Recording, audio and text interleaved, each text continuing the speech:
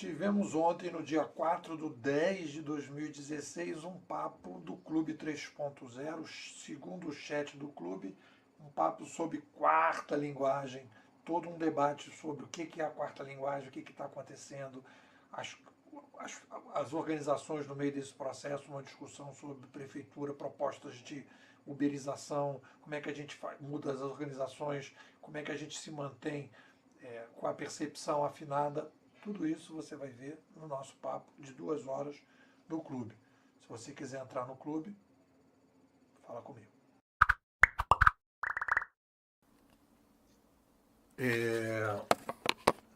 Hoje é dia 4/10/2016. Estamos fazendo... Oi, Vanusa. Nossa. Nós estamos fazendo aqui o nosso segundo encontro do clube para discutir questões referentes ao mundo 3.0. Estou gravando, a gente vai colocar tudo no ar. Nós vamos colocar no ar a semana que vem, amanhã. Estou aqui preocupado com a Vanusa, que ela está...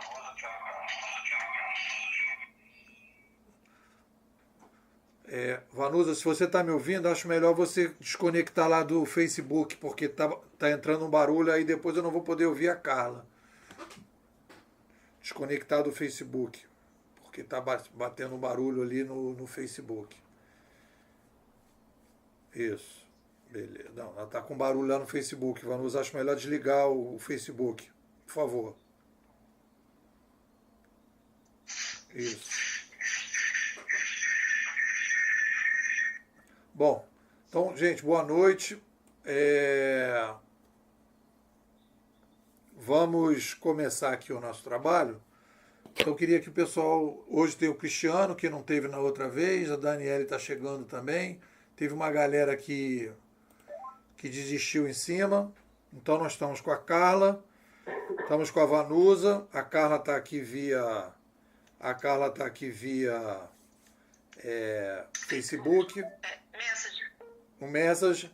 Estou com a Vanusa, a Dora, o Paulo, o Cristiano e a Daniele está chegando. E mais algumas pessoas estão chegando ainda que não me confirmaram. Bom, a ideia é a gente dar uma atualizada.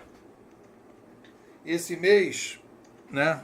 Esse mês a gente fez aí Esse mês foi um mês agitado, porque eu vou abrir essa discussão, e a gente já tinha feito essa discussão um pouco no mês passado, e aí o Cristiano vai pegando aí e a Daniele, quando chegar, vai pegando a brincadeira. Então, o que aconteceu? O que aconteceu? Aconteceu o seguinte: faleceu no mês passado, só para a gente dar uma historiada num conceito novo, faleceu no mês passado o Jack London, que foi o empreendedor, foi meu cliente, acabou virando um amigo, conheci ele, a família dele e tudo, e ele faleceu no mês passado. Ele foi um dos empreendedores mais importantes da internet no Brasil. Foi ele que criou o primeiro site de comércio eletrônico no Brasil, que foi a Booknet, que eu fiz o protótipo da Booknet lá no quarto de empregada lá em casa. Eu e ele sentados no quarto de empregada lá de casa. Eu, na época, trabalhava no quarto de empregada, ele foi lá e a gente fez aquela coisa bem início de internet mesmo e tal. E aí eu quis fazer uma homenagem a ele, e aí eu ouvi uma palestra dele, e ele usou um conceito em que ele falou de linguagens. Ele falou da primeira linguagem gestual, a segunda linguagem oral, a terceira linguagem impressa, a terceira linguagem escrita, e depois a linguagem digital. E ele já está falando até de uma nova linguagem, que seria uma linguagem que as pessoas começariam a implantar chip nas cabeças das pessoas, botar células, aquelas coisas todas. Então, quando ele falou nessa coisa da linguagem, é engraçado como as coisas acontecem, pelo seguinte, que quando eu ouvi essa história da linguagem, eu no primeiro momento, é assim, aquela coisa, você ouve e aquilo ali vem como se fosse assim uma espécie assim de uma espécie assim de coisa que fica ali e tal. E aí um belo dia eu fui escrever algum troço, e aí quando eu comecei a tentar escrever, eu fui começando a perceber que a coisa mais importante que estava acontecendo hoje é a chegada do que a gente pode chamar de quarta linguagem. A gente falou um pouco sobre isso aqui no mês passado, e eu tenho meio que amadurecido essa discussão e aprofundado essa discussão. Então, qual é a importância desse conceito da nova linguagem? Né? Qual é a importância desse conceito da quarta linguagem? Porque o que acontece? O ser humano, ele opera dentro das tecnologias disponíveis e das linguagens disponíveis. Então, eu tenho assim, digamos, eu tenho uma assembleia de professores, digamos. Então, quem já participou de assembleia, né, sabe que tem todo um método para você poder levar uma assembleia para as pessoas tomarem as decisões. Então cada um fala X minutos, o cara fala lá na frente, aí tem questão de ordem, questão de ordem, tem inscrição para o cara falar, aí o cara fala, aí encaminhamento de proposta, aí tem encaminhamento de proposta, um vai defender, o outro vai defender, e aí as pessoas votam. Então, todo esse procedimento, toda essa metodologia que existe de uma tomada de decisão, sei lá, uma greve, por exemplo, está dentro das limitações da oralidade. Então as pessoas vão para um lugar, tem que ser presencial, as pessoas sentam lá, discutem, papapá, e tomam uma decisão que é a limitação da oralidade. Em alguns momentos você não tem oralidade, você pode votar como a gente fez na eleição agora, pode ser digital ou pode ser por escrito, você vai chegar, quem vai ser o prefeito? Aí todo mundo vai lá, vai num determinado lugar e vai votar, não sei do que, papá. Então, a participação das pessoas na sociedade, a participação do ser humano na sociedade, né, na tomada de decisões, ela é limitada pelas linguagens que nós temos. Se a gente tem determinadas linguagens, nós temos uma possibilidade de participação. Se a gente tem outras linguagens, tem outra possibilidade de participação. Essa coisa da eleição da República foi possível por causa da escrita. As pessoas começaram a escrever, as pessoas começaram a ler e tal. E antigamente não se pensava nessa história da oralidade. E quando se pensava na oralidade na época lá dos gregos, era oral. As pessoas tinham que ir para um presencial, era um grupo pequeno que tinha que ir para a praça reunir, discutir, etc. Tal, papai, e tomava as decisões. Então, o que acontece? Você vai aumentando a população, e você vai criando, e você vai começando a esgarçar as linguagens que a gente tem até determinado momento. Começa a ficar incompatível o tamanho da população com as linguagens que a gente tem disponíveis. Então a linguagem que a gente tem disponível, as linguagens que a gente tinha disponível, que era o pacote integrado, misturado, né, e interrelacionado, que era gestos, oralidade e escrita, esse pacote funcionou no máximo até o século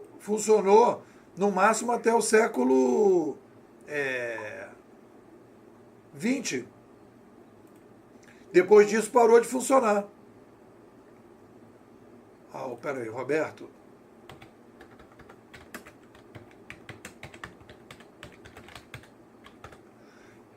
Então, o que acontece? Funcionou até o século XX. Depois disso parou de funcionar, não conseguiu mais funcionar. Por quê? Porque a gente precisa tomar determinadas decisões, e essas decisões elas não são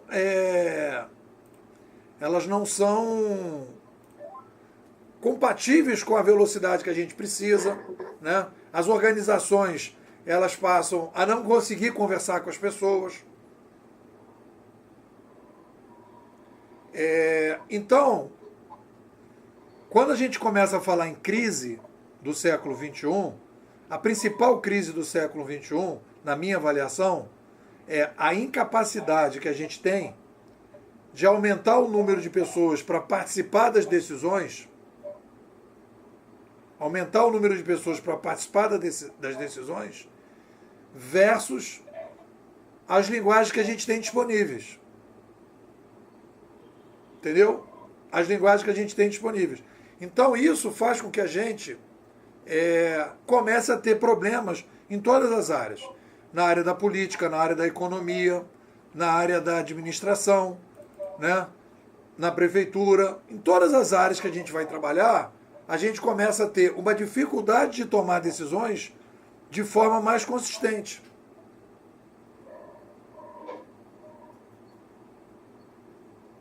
Então essa coisa da linguagem, ela ajuda muito porque o Roberto está chegando aqui, só um minuto. Ela ajuda muito, por quê? Porque no momento que eu coloco essa questão da linguagem, ela tem, primeiro, ela é muito fácil de entender. Ela é muito fácil de entender. Entendeu? As pessoas logo veem, beleza, está mudando a linguagem. É um avanço. Vanusa, eu vou te pedir para você, o teu microfone entrou, agora eu vou te pedir para você desligar ele que está dando eco. Isso, obrigado. Então, não desligou não. Oi, Roberto, tudo bem? Olá, boa noite. Boa noite. Vanusa, tem como desligar o microfone? Tá dando um eco aqui. Bom, então, o que acontece? A linguagem fica fácil de explicar, as pessoas entendem muito facilmente. Olha, a gente tem uma nova linguagem, e aí vocês vão perguntar, tá, qual é essa quarta linguagem que você está falando? O conceito da quarta linguagem quer dizer, eu estou chamando de cliques e ícones. Talvez eu consiga melhorar isso mais para frente. O que é a linguagem do clique e do ícone? Eu posso, no momento que eu curto um post, aquilo é uma linguagem. Por que é uma linguagem? Porque no momento que eu curto aquele post, eu estou comunicando para um conjunto grande de pessoas a minha opinião sobre aquele post. No momento que eu entro, independente, por isso que eu estou chamando de cliques e ícones, no momento que eu entro para, sei lá, comprar um produto no Mercado Livre, o fato de eu ter comprado o produto, que é um clique, eu estou comunicando dizendo, eu estou comprando esse produto e a plataforma coloca essa venda disponível para todo mundo. E a partir do momento que, vamos supor, eu vou aumentando as vendas de um determinado produto, quem vai comprar depois passa a poder tomar decisões a partir da avaliação que eu fiz e dos cliques que eu dei. Essa é a grande novidade que a gente tem no século XXI. Porque eu começo a ter uma visão sobre cada processo, cada pessoa, cada produto, cada serviço, cada político, qualquer coisa que a gente possa imaginar, cada médico, cada motorista, eu consigo, com esse modelo dos cliques e dos ícones, permitir que eu possa tomar decisões na sociedade, que eu possa ter informações na sociedade de uma maneira muito mais precisa do que as pessoas estão querendo, de como as pessoas estão se portando, de como as pessoas estão agindo. E com isso eu começo a ganhar uma escala de possibilidade de tomada de decisão que eu não tinha antes com a oralidade, com os gestos e com a escrita. E aí a gente tem uma coisa que é super importante, que é o que eu disse naquela entrevista da Época Negócio, que a gente vai matar os gerentes. Por quê? Porque no momento que eu tenho um processo baseado na oralidade e na escrita, é fundamental ter alguém processando a oralidade e a escrita para poder tomar a decisão. E aí eu preciso de um gestor de carne e osso. Mas no momento em que eu coloco os cliques e os ícones para rodar, que é o que está acontecendo no Uber, na Airbnb, no Mercado Livre, etc. Tal, papá. Nesse momento que eu tenho essa possibilidade, eu não preciso mais daquele gerente. E eu preciso de uma inteligência artificial para tomar decisões. Né? Fica muito claro as coisas. As coisas ficam muito claras. E qual é o grande salto nessa história? Porque agora eu estou brincando de consultor de Business Digital Transformation, que é uma coisa que no mercado americano, e que eu acho que vale a pena para a gente conversar, o pessoal está falando em Business Transformation. É uma metodologia que as pessoas estão curiosas e compradoras dessa tecnologia, dessa metodologia, e não chegou tanto ainda no Brasil, mas está se falando muito isso lá fora. Business Transformation, Business Digital Transformation. Então, quando a gente começa a falar de Business Transformation, eu comecei a ler os livros dos caras que estão falando sobre Business Digital Transformation. Ou Business Transformation. E aí, o que os caras falam? Eles não estão vendo a quarta linguagem, porque eles não têm essa bagagem histórica que a escola canadense de comunicação dá pra gente. Eles não têm essa bagagem. E aí eles começam a colocar todas essas mudanças nas pessoas, que é mais ou menos a crítica que eu fiz ao Partido Novo, que é a crítica que eu fiz à rede, que é a crítica que eu faço da maior parte das empresas que estão dizendo que estão querendo se transformar, liderança consciente, liderança excepcional. Não é nada disso. O ser humano não está mudando. Ele não está se espiritualizando. O ser humano não está ficando mais bacaninha. O que está acontecendo é que a gente tem a possibilidade hoje de fazer um tipo de compartilhamento, um tipo de participação, um tipo de colaboração por causa da quarta linguagem. Não é uma mudança que vem de dentro, não é assim, a era de Aquários que está chegando, não é o hair, tá entendendo? Que todo mundo vai para a praça ficar dançando com flores na cabeça, entendeu? Que chegou um disco voador, ou então o cara jogou um produto na água, todo mundo agora está mais participativo, as pessoas realmente, sei lá, finalmente ouviram a palavra de Jesus e está todo mundo mais participativo. Não é nada disso, cara. A gente quebrou uma barreira, e a grande barreira que a gente quebrou é a possibilidade da participação, da colaboração, do compartilhamento a longa distância, de massa, em função da chegada da quarta linguagem e da chegada da inteligência artificial. Então o que eu quero dizer para vocês, tem várias pessoas aqui, o Roberto disputou a eleição, a Rosima disputou a eleição, o Paulo está criando essa coisa do mundo 3.0, o Vanusa está com a expectativa de criar serviço nessa área, o Cristiano estuda esse assunto. Quer dizer, o que a gente está falando? Dora, todo mundo, a Carla. Então, o que a gente está falando? A gente está falando o seguinte, existe uma demanda na sociedade que pouca gente está vendo, que é a implantação dessa quarta linguagem dentro de plataformas digitais participativas, colocando inteligência artificial. E aí tem um desafio cultural e tem uma demanda de serviços enorme. E eu quero dizer para vocês o seguinte, eu vi aquele filme de novo, que o Netflix colocou, A Grande Aposta, e eu me identifico muito com aquele personagem do Christian Bale naquele filme. Não sei se vocês lembram desse filme, mas o mercado todo apostando nos títulos imobiliários, e ele percebe que os títulos imobiliários estavam bichados. E ele começa a apostar, criou um papel novo, apostando contra os títulos imobiliários. E todo mundo achando que ele era maluco. Os próprios caras da empresa dele, os gestores, queriam tirar ele de lá, etc. Tal, e ele insistiu, ganhou uma grana preta. Por quê? Porque as pessoas estão seguindo a manada. Você vai lá ver o pessoal da praia, você vai ver o pessoal lá da Gartner, você vai ver o pessoal todo. O pessoal não está falando em quarta linguagem. Tem gente até falando em quarta revolução industrial. Hoje eu estava vendo um livro do cara falando sobre isso. Entendeu? Mas a quarta revolução industrial é consequência da chegada da quarta linguagem, que é a coisa mais importante para o ser humano. Toda vez que a gente muda, tem uma revolução cognitiva, a gente tem novas tecnologias, mas não necessariamente uma nova linguagem.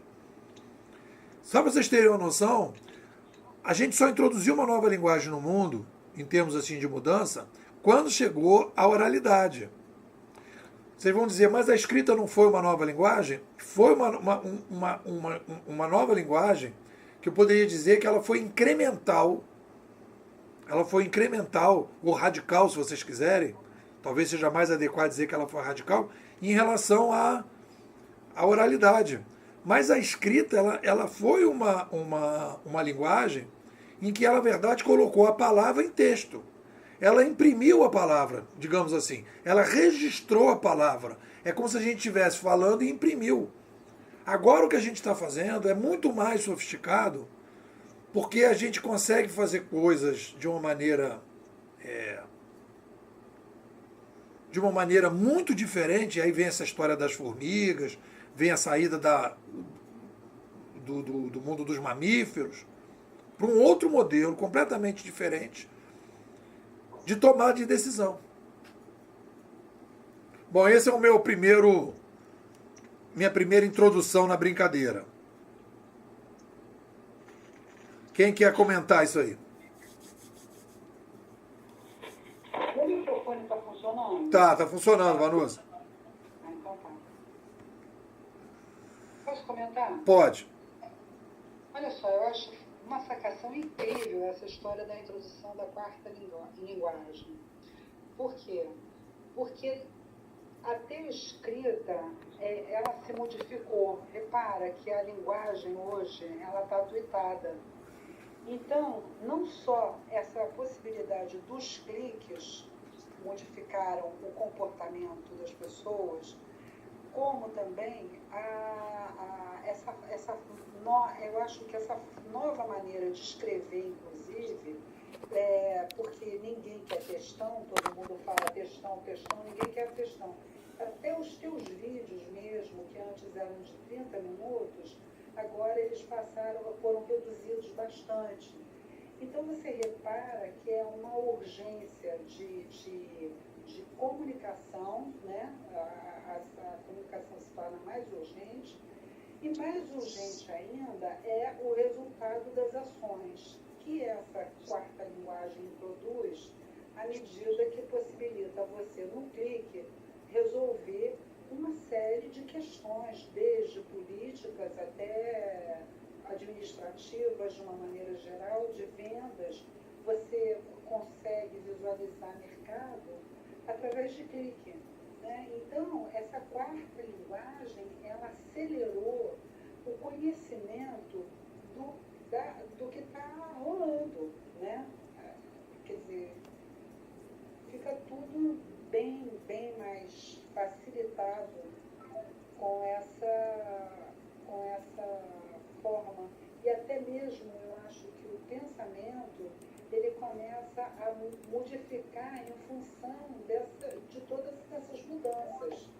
E é isso que eu tenho notado. Legal, só um minutinho, galera, só um segundinho. Aqui. Tá, vamos embora, só isso. Estamos já gravando. Vamos lá, quem quer falar?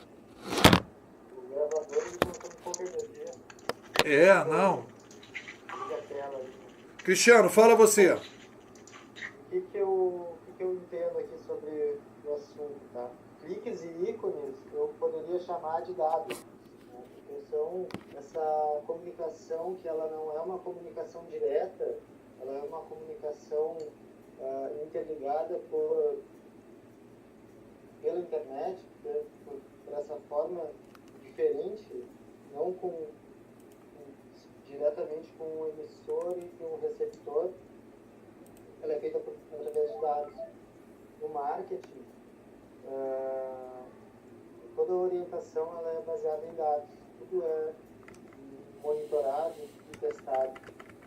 Então, eu acho que vai um pouco nessa linha dessa nova forma de comunicação. Não seria uma comunicação direta, mas sim como se utiliza todas essas informações disponíveis.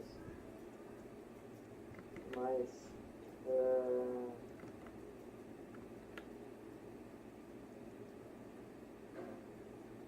sobre inteligência artificial, e comentou sobre o novo cargo. Qual é o nome do cargo mesmo? não é cargo, uma nova função. Eu chamei de curador, é isso não? Não, business... Business Digital Transformation, a metodologia. Business Digital Transformation. Eu vejo que para algumas empresas como a IBM, Salesforce, eles têm trabalhado com Data Scientist, que é o cientista de dados, que é quem vai estruturar a forma do sistema, analisar os dados e transformar isso em valor. Então, só fazendo um link, seria mais ou menos isso, um assunto. Tem uma coisa aí, Cristiano, que acontece é o seguinte, o pessoal, quando fala em Big Data, ou quando fala desse modelo assim de você pegar os dados e tudo, tem uma coisa que eu acho fundamental de entender, é que quando a gente pensa esse processo todo, esses dados que chegam na mão de um cara para tomar a decisão, obviamente que isso é um processo que está acontecendo, é um processo que vai acontecer, etc, etc.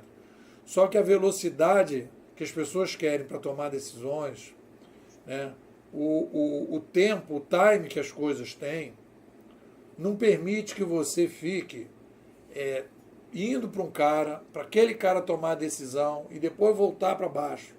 Se você pegar esses modelos todos que estão sendo criados agora, e é uma coisa interessante, que aí é uma outra discussão de modelagem, que é o seguinte, hoje as empresas, elas têm uma visão de que elas produzem diretamente o serviço e o produto. Ela é responsável pelo produto e pelo serviço. Então ela tem que garantir a qualidade, ela tem que garantir se a coisa está funcionando, né? É meio que uma ideia da franquia. Antigamente era a ideia da franquia. A McDonald's é uma franquia da McDonald's, tem a marca da McDonald's, mas o cara que gerencia a franquia é um outro cara. Mas tudo é da McDonald's. Se você olhar para o Uber, é Uber, mas o cara não é Uber. Quer dizer, você sabe que o cara que está prestando o serviço, ele é um micro fornecedor. Se você tiver um problema com aquele cara, você não está tendo um problema com a Uber. Você está tendo um problema com o cara que presta serviço para a Uber e você sabe que aquele cara não é Uber. Então, é como se as empresas, para elas poderem lidar com esse novo modelo, elas precisassem criar um tipo de franquia 3.0, que é uma franquia que vai tirar da empresa a responsabilidade de ser a dona do produto, a dona do serviço. Né? E ela vai transferir para o consumidor a responsabilidade da fiscalização daquele prestador de serviço que está prestando serviço para a empresa. Então, quando a gente pensa nessa coisa assim, agora as empresas vão ter muitos dados, aí vai ter um gestor que vai avaliar, etc, tal, papá. E aí tem a ver um pouco com essa discussão da prefeitura, por exemplo, da uberização, né?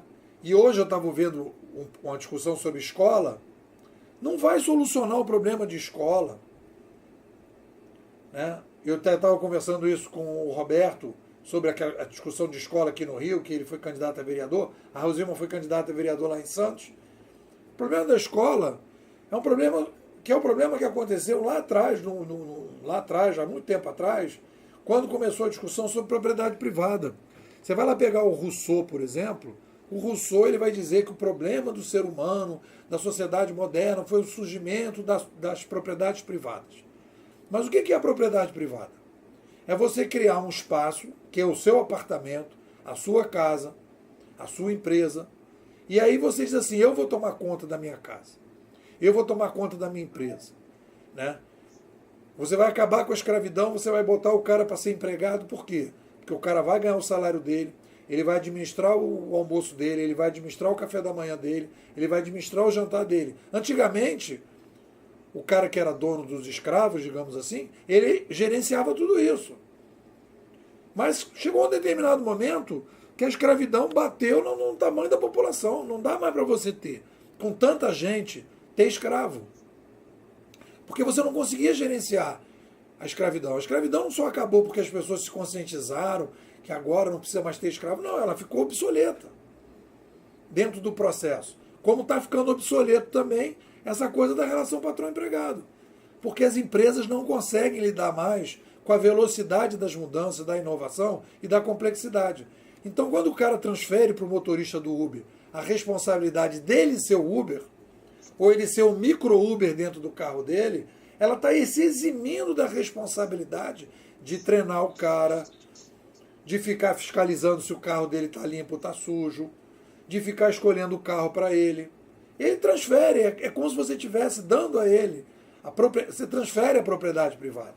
Então, o eixo, a tendência das empresas não é ser uma empresa que tem 800 mil funcionários, 800 mil, não sei o que, não. As empresas elas vão ter uma estrutura, como a gente começou a fazer isso com as franquias, com os shoppings, vai ser uma nova etapa nesse processo. Então, quando a gente imagina as empresas para frente, a gente não pode mais imaginar que as empresas elas vão ser diretamente responsáveis pelos produtos e serviços. Ela vai ter uma espécie assim de marca em que ela facilita a plataforma e as pessoas desenvolvem em cima daquela plataforma o que elas acham que tem que desenvolver. Dora, fala. Eu hoje estou mais para ouvir. Eu acho que a gente tem ficado atento aqui a essa transformação rápida que está acontecendo cada vez mais. Você tem falado muito da uberização das coisas e agora eu tenho ficado cada vez mais atenta e mais convencida de que esse é realmente o caminho e vejo que você previu isso há muito tempo atrás. E não vejo outra forma de lidar com essa complexidade. Eu acho que a quarta linguagem também, você já tinha mencionado da vez passada, que seria... Dessa vez você não mencionou muito, não me recordo de você ter falado hoje sobre os ícones, que é uma linguagem que está se desenvolvendo e que não vejo outra forma, e que agora é cada vez mais claro para mim, quando um modus operandi, seja de uma empresa, até de uma família, ou de um sistema de transporte, qualquer um, quando ele está em sintonia com o que está acontecendo e o que não está. Agora está ficando cada vez mais claro isso, e rapidamente, quando não há essa uberização, que é a troca, a avaliação, a linguagem dos ícones, a aprovação rápida, instantânea e imediata de qualquer tipo de ação, procedimento ou estratégia, se isso não for implantado, realmente as pessoas vão ficando para trás. Porque eu acho que é isso que é o business, como é que é? Digital transformation que você está desenvolvendo, é meio isso, é colocar as pessoas e as empresas e os sistemas, seja ele qual for, nesse tipo de operação, senão realmente não vai para frente. E é isso, eu gostaria que isso chegasse à política o mais rápido possível e a educação, talvez primeiro, realmente, né? Eu acho que na educação a gente já está começando a ter isso, já tem alguns planos disso. Você vê que um dos candidatos, o Índio da Costa, por exemplo, ele falou nisso o tempo todo, a plataforma dele estava cheia de propostas desse business digital transformation, de interação, para poder determinar atitudes e ações que ele pudesse ter. Foi até deram brincaram com ele, que ele só pensava nisso, em aplicativo, era o rei do aplicativo e tal. Mas eu acho que a tendência, com pena de todos os outros não estarem adotando com tanta veemência. Eu me lembro que a menina da rede, a Marina tentou isso e não deu certo, mas eu achei que ela ia para esse caminho, depois ela parece que lá, deu um passo atrás, deu essa sensação que ela ia fazer essa coisa a nível nacional, o que seria tão interessante. É isso. Legal. Legal. A Carla fala depois. Roberto, já emenda aí que o Roberto teve na campanha do Índio. Roberto, e aí? Como é que bate essa história para você da quarta linguagem, essa discussão aí da uberização da cidade, os bastidores aí do papo do Índio? Como é que foi essa história aí? Boa noite, novamente. Para mim, essa questão da quarta linguagem é um pouco novo. Né? É a primeira vez que eu participo aqui, então não estou muito afiado com relação a isso. Mas essa questão da uberização já é algo que eu tenho acompanhado aí, até da questão do comentário do Repouso, eu tenho visto o material dele. E aí realmente se transforma na sociedade, a gente precisa vir da educação, essa base para poder mudar o mundo. Porque hoje a gente vê as empresas estão muito enraizadas nos modelos. A gente entra em N empresas multinacionais, empresas grandes, com aquela história de hierarquia, um em cima do outro, ninguém conversa, a ordem vai subindo e depois vai descendo.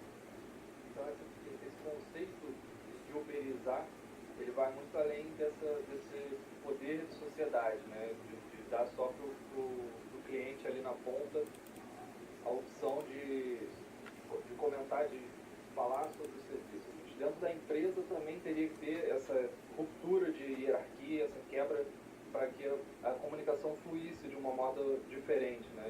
Uberizado, digamos assim.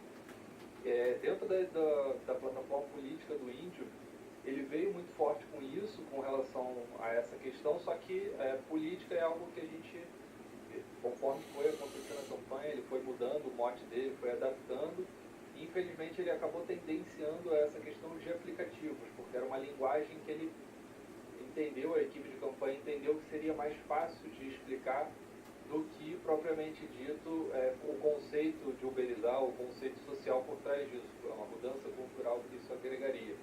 E aí realmente acabou virando algumas piadas, a questão de tudo é aplicativo, enfim, não grudou como deveria, talvez por desconhecimento da sociedade em relação a essa mudança, essa evolução que seria, né, de ter esse conceito aplicado na educação, na saúde, nos serviços de um modo geral da prefeitura. O que eu queria comentar, depois a Carla vai falar, o que eu queria comentar é o seguinte, que o Roberto, eu já falo isso um pouco, talvez a Vanu não seja novidade para a Vanusa e para a Dora, e talvez seja um pouco novidade para a Carla, para o Cristiano e para o Roberto. O que é que acontece? É impossível, essa é a minha visão, essa é a minha percepção, é impossível uberizar uma empresa tradicional. Por quê? Porque uma empresa, eu demorei muito tempo para entender isso. Eu levei muito tiro, facada, porrada, pernada, escopetada para entender isso. É impossível. Por quê? Porque as organizações hoje, elas montaram todo o modelo de administração dentro das possibilidades das linguagens que eram existentes. Quando a gente fala de uberização, quando a gente fala da chegada da quarta linguagem, a quarta linguagem, qual é a grande sacada da história? A quarta linguagem, ela permite que você tenha um modelo de administração mais sofisticado. É um outro modelo de administração. Isso que é a grande dificuldade que a gente tem de entender a revolução cognitiva.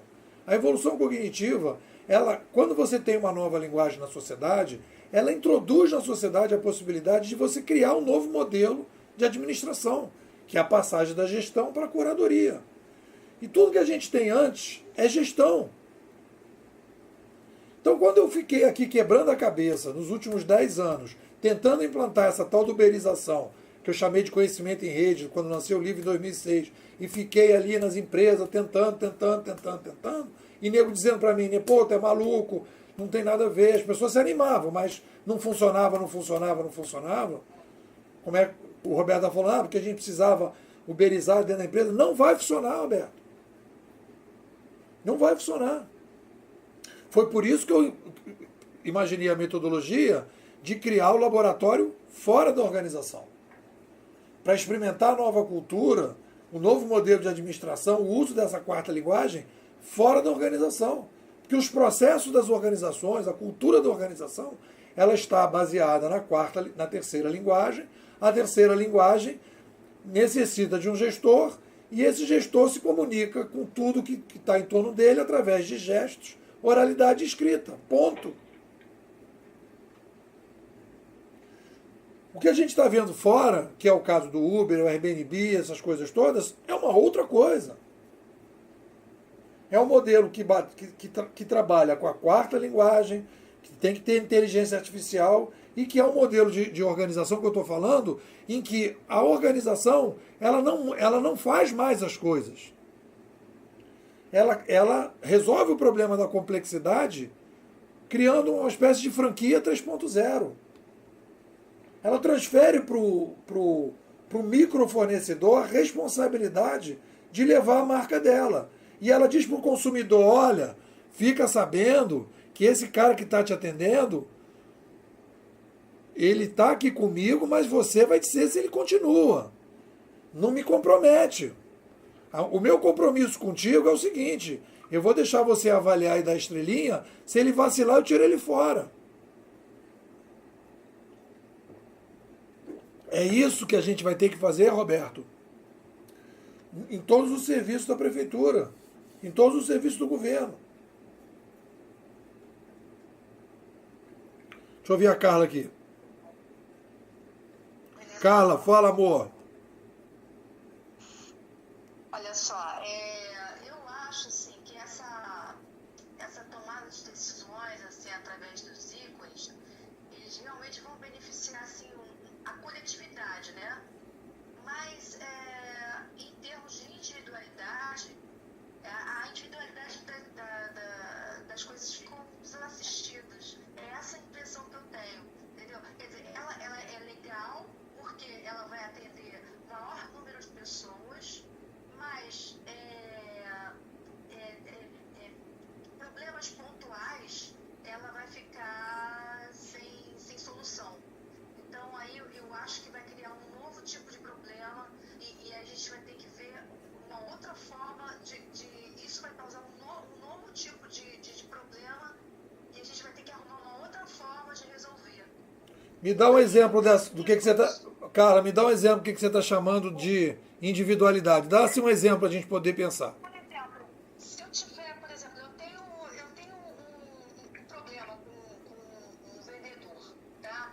Ele não me atendeu direito, mas ele podia ter me atendido de uma outra forma. Ou então, por exemplo, ele me mandou a mercadoria, mas teve um problema lá no correio da cidade. E eu vou pontuar esse vendedor como um prestador ruim, porque ele não me atendeu na velocidade.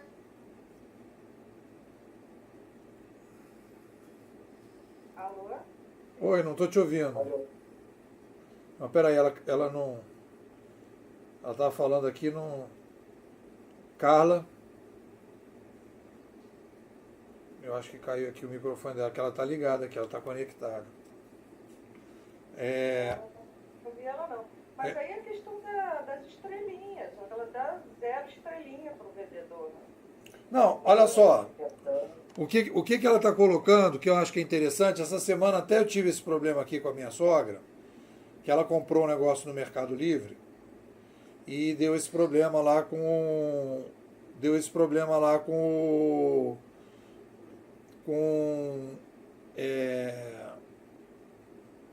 estou aqui vendo a Carla aqui. Deu esse problema lá. Então o que aconteceu?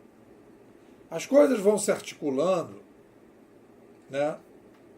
As coisas vão se articulando de uma maneira. Oi, Carla. Espera aí, só um minuto. Oi.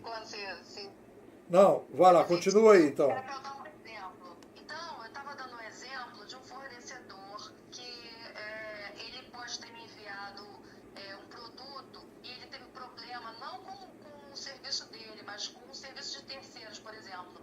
Ele mandou uma mercadoria pelo correio e o correio não me entregou no tempo que ele havia me dito que chegaria. Eu, da minha parte aqui, vou pontuá-lo de forma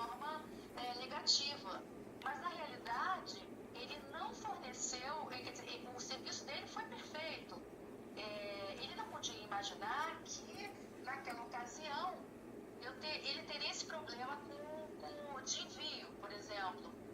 Tá? Então, é isso que eu quero dizer. Eu vou pontuá-lo de forma negativa, mas na realidade, se nós tivéssemos assim, a gente teve um problema e a gente tinha que resolver esse problema. Eu vou pontuá-lo de forma negativa por um problema que não era dele. Agora, Oi, tô ouvindo. tá. Pois é, então eu acho o seguinte, que de uma forma geral, vai funcionar, mas para problemas pequenos, isso vai criar um novo tipo de problema que a gente não vai, que a gente vai ter que verificar, que a gente vai ter um outro tipo de problema aí. Deixa eu pontuar isso que a Carla está falando. Vocês escutaram bem ela, não? Eu não entendi qual seria o problema particular. Não, olha só, eu vou explicar aqui, porque ela está entrando. Não, ela está entrando pelo celular. O que ela está dizendo é o seguinte. Isso aconteceu essa semana com a minha sogra. Aí você vê como é que é a coisa. Ela comprou um descascador de abacaxi, é engraçado, né? Descascador de abacaxi é um negócio engraçado, né? O cara comprou um descascador de abacaxi. Mas aí ela comprou e aí não recebeu. Muito bom, eu estou precisando de um. Pois é, então. Custa R$20 no Mercado Livre. Aí, o inox de plástico é mais barato. Aí, o cara não entregou o tal não mandou. E aí que eu digo, e aí essa discussão que a Carla está fazendo, tem uma discussão que eu quero fazer em 2 níveis, essa conversa que ela está fazendo. No nível mais macro, o que a gente tem que analisar, por exemplo, as pessoas estão criticando que os motoristas do Uber não conhecem a cidade. Beleza. Aí você tem que analisar se esse é um problema da introdução da 4ª linguagem, que é um problema estrutural da 4ª linguagem, ou se é um problema conjuntural que no médio prazo as coisas se resolvem. Entendeu a análise? Porque às vezes tem coisas que você vai dizer, não, isso é um problema estrutural da 4ª linguagem. Por exemplo, você dizer, não, se as pessoas ficarem clicando e se as pessoas começarem a se comunicar, isso é fato, cada vez mais por internet, etc, etc, as pessoas vão perder ao longo do tempo uma certa flexibilidade que elas tinham, uma facilidade que elas tinham, que já está acontecendo de certa forma, de se comunicar presencialmente. As pessoas ficam tão viciadas no celular que as pessoas, quando estão juntas, continuam no celular. Mas isso é o ser humano, não é o celular. Não, tudo bem. O que eu estou te falando é o seguinte, como a gente tem uma... Também não é o sistema, porque você pode ficar... você pode botar como uma avaliação o motorista conhecer ou não a cidade. Inclusive, dentro do sistema, você pode botar essa opção, que é uma coisa que eu reclamo pra caramba. O cara realmente não conhece. Eu falo, pega o rebolso, fala aonde, quem, quer dizer. Então, se você tem esse pequeno de adaptação, você já resolve esse problema particular. Mas eu entendo também o que eu acho que ela quer dizer é uma espécie de falta de personalização da coisa, entende? Que fica mais fria a coisa através desse sistema. Eu acho que é mais isso do que o problema efetivo. E também eu passei por isso, não sei. Não, mas olha só. Então, o que eu quero fazer primeiro é essa discussão mais macro. Em termos macro, quando eu recebo alguma crítica a esse novo modelo, eu sempre coloco o seguinte, é um problema estrutural da própria linguagem, porque a linguagem traz um problema. Quando a escrita surgiu no mundo, ela trouxe mudanças. As pessoas tinham uma memória muito maior quando só tinha oralidade do que quando chegou a escrita. Quando chegaram as calculadoras de bolso, as pessoas perderam a capacidade de calcular. Né? Uma pessoa que vivia antes da calculadora de bolso, ela tinha que calcular as coisas. Então a matemática, aquela coisa da matemática, digamos assim, das operações, eram todas feitas pela cabeça das pessoas. Então tem essas coisas são estruturais. São coisas que realmente acontecem. Então hoje nós somos muito mais dependentes desse mundo à distância, via equipamentos digitais, isso é um problema estrutural. Então você vai chegar para mim, pô, eu acho que a gente está vivendo uma espécie assim de anorexia presencial, porque a gente está cada vez mais conectado e vivendo menos o presente, a gente está o tempo todo diante de uma tela e tal. É fato. Isso é um problema estrutural que está aí. Agora, o que a Carla está colocando, e também eu tive numa palestra semana passada, quinta-feira, que uma menina colocou, ela disse o quê? A gente agora está ficando muito mais, os dados estão ficando mais disponíveis e a gente está com um risco muito maior, né, das pessoas. Porque aí eu falei, então a gente vai uberizar os pedicures, os cabeleireiros e tudo. E ela falou, não, mas as pessoas vão saber que horas que eu estou em casa, que horas que eu não estou em casa. Eu falei, não vão saber. Mas se tiver um hacker? Eu falei, não. Se tiver um hacker, ele vai entrar no seu cartão de crédito, ele vai saber do seu banco. Entendeu? Não tem nada a ver com a uberização do cabeleireiro, do pedicure, o fato dele saber a hora que você está em casa ou não. E o fato dele hackear um banco de dados não tem nada a ver com a uberização. Não é um fato que tem a ver, uma coisa tem a ver diretamente com a outra. A digitalização coloca dados na internet e coloca dados nos computadores e as pessoas são hackeadas. Então, essa crítica que a Carla está fazendo, na minha opinião, é uma crítica conjuntural. E eu vou explicar por quê. Porque o que acontece? E aconteceu nesse caso do Mercado Livre. Hoje o Mercado Livre fez um sistema, só é um caso particular, mas já existe. O Mercado Livre fez um sistema. Dora, tá vazando o áudio, tem que desligar o microfone. O Mercado Livre fez um sistema que quando eu sou vendedor do Mercado Livre, eu vendo livro, vendo as coisas. Então quando você vende, você imprime uma etiqueta. Essa etiqueta, ela tem um código de barra. Esse código de barra, quando você chega no correio e despacha, automaticamente vai um aviso para o Mercado Livre dizendo que você despachou. E essa mulher que acha que todo mundo é bobo, ela falou, eu tinha mandado pelo correio, o correio que se enganou, não fui eu. Não é verdade. Quando você compra no Mercado Livre, imprime a etiqueta automaticamente. Então, quando você imprime a etiqueta, o Mercado Livre sabe a hora ela sabe a hora que você colocou no correio exatamente. E no momento que você colocou no correio, então você vê, o sistema todo vai se fechando. No momento que você colocou no correio, você tem um código que você vê a performance do correio. Você bota um GPS no teu produto e você vai fiscalizando o teu produto chegar. Saiu de não sei onde, foi para não sei aonde, acabou de chegar não sei aonde, está indo não sei o que. Você praticamente vê o teu produto chegando. Então tudo isso são soluções que vão acontecer conjunturais. O pessoal, quando critica o cara do Uber, que ele não conhece a cidade, é um problema conjuntural, não é um problema estrutural. O que você pode dizer que é um problema estrutural é dizer o seguinte, que nesse modelo do Uber, você, por exemplo, os motoristas do Uber não terão uma unidade como tem numa cooperativa de táxi, né, teoricamente. Né? Mas, por incrível que pareça, eu entrei agora numa comunidade de motorista do Uber que tem 8.000 pessoas. Então criou um outro modelo de cooperativa. As pessoas trocam o tempo todo. Eu descobri o Marlon do Uber. O Marlon do Uber criou um serviço que é cursos para os motoristas do Uber melhorarem a sua performance. Então, as coisas, a gente tem que tomar um certo cuidado para a gente poder, porque tudo que é novo, a gente cria uma certa resistência e um certo, digamos, pé atrás. A gente tem que analisar se esse pé atrás é uma coisa que tem uma lógica, digamos, né? Se tem uma lógica esse pé atrás, ou se não tem uma lógica.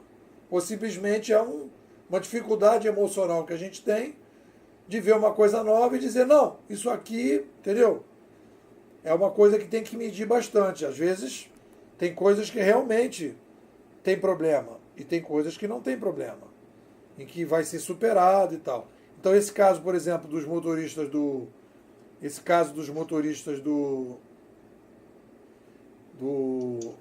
Uber, esses casos do motorista do Uber,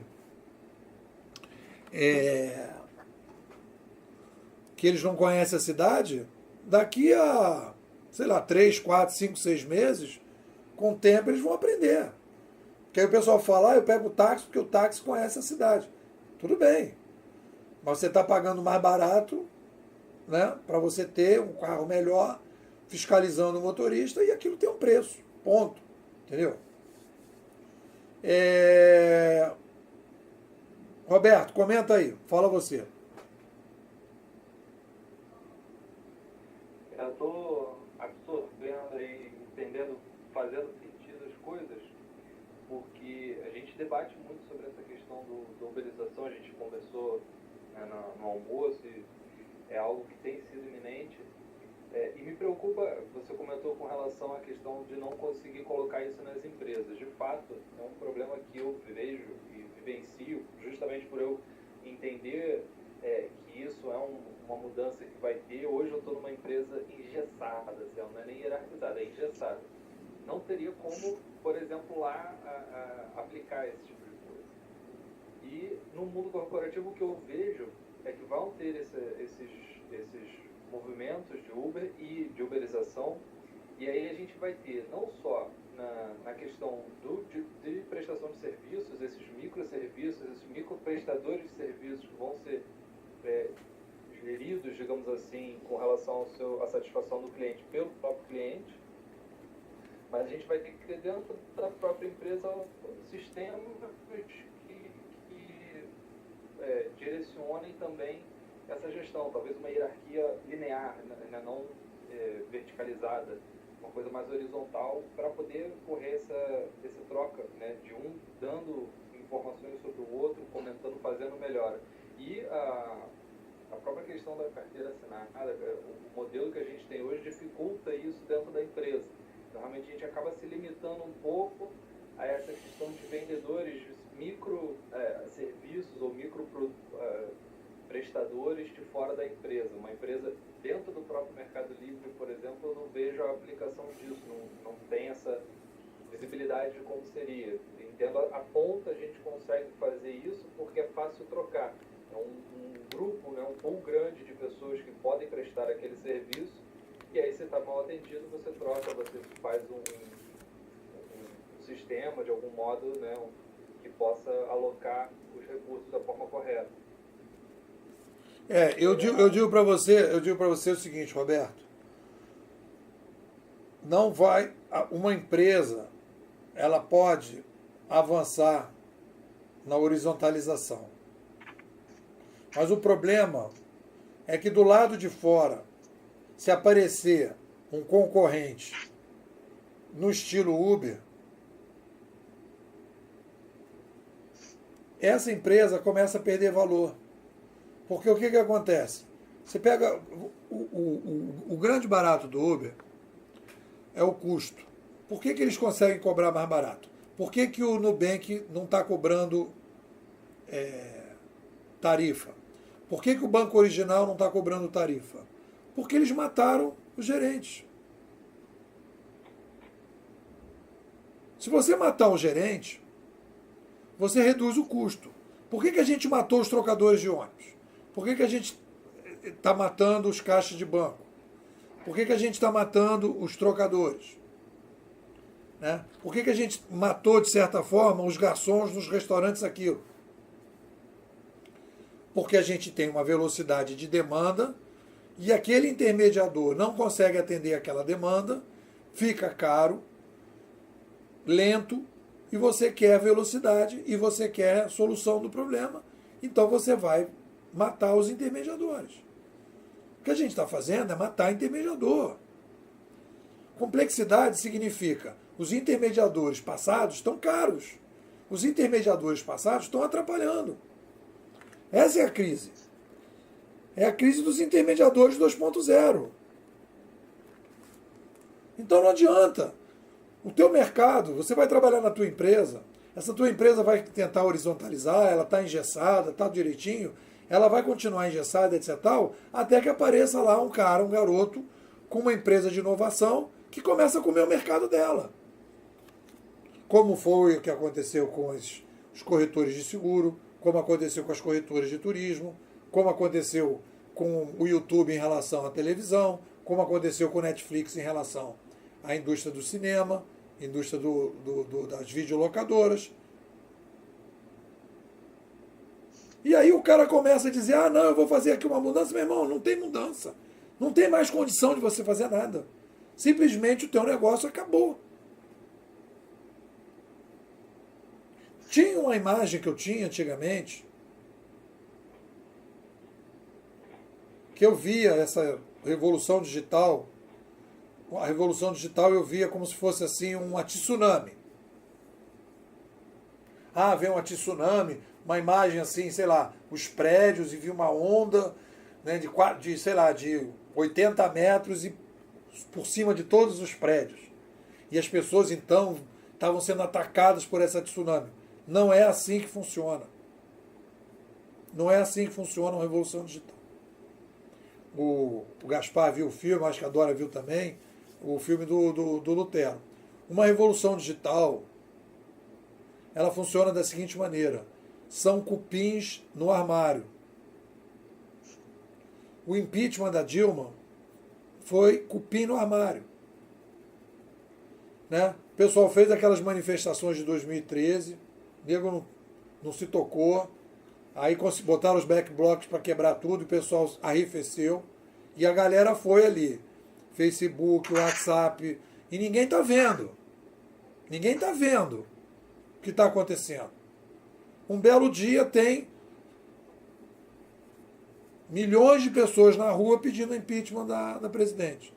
No outro dia, milhões de pessoas na rua pedindo impeachment da presidente. E aí o Congresso não consegue fazer nada, e aí acontece o impeachment. O impeachment é claramente uma organização, que é o PT, que não conseguiu entender uma revolução digital.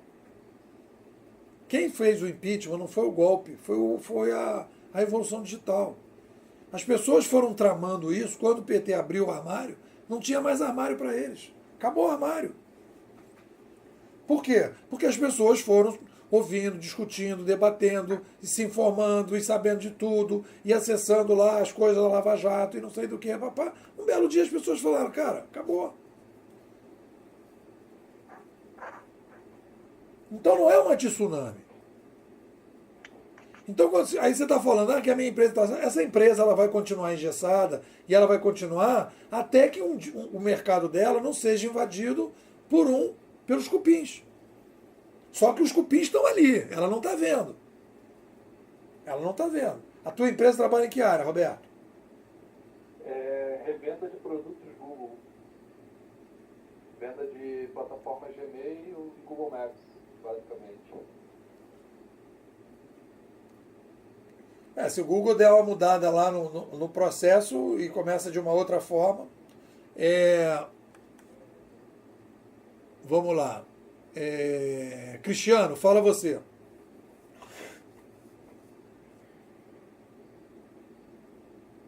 Bom, estava pensando aqui sobre, vocês falaram sobre a mudança do tipo de empresa que foi coberto por uma mudança dele para perguntar se ela foi injetada ou não. Eu acho que então, dessa forma, porque não seria uma empresa, assim, o surgimento de uma outra entidade, vamos dizer assim. No caso do Uber, a táxi criou um aplicativo e mudaram a sua forma de trabalhar. Uma formulação da estrutura. Mas se criou uma nova estrutura e as pessoas compraram a ideia e se juntaram aquilo. E a questão de Barro, que também trabalha nesse modelo, em Vato, que é uma empresa, uma das primeiras a seguir esse modelo. Eles têm um código de desenvolvimento,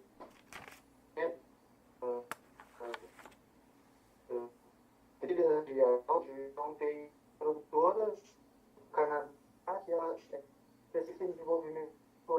Cristiano, tá picotando, o teu microfone tá picotando um pouco, eu não estou conseguindo te entender direito. Eu vou aproximar mais um pouco. Vamos ter uma superestrutura do Canadá.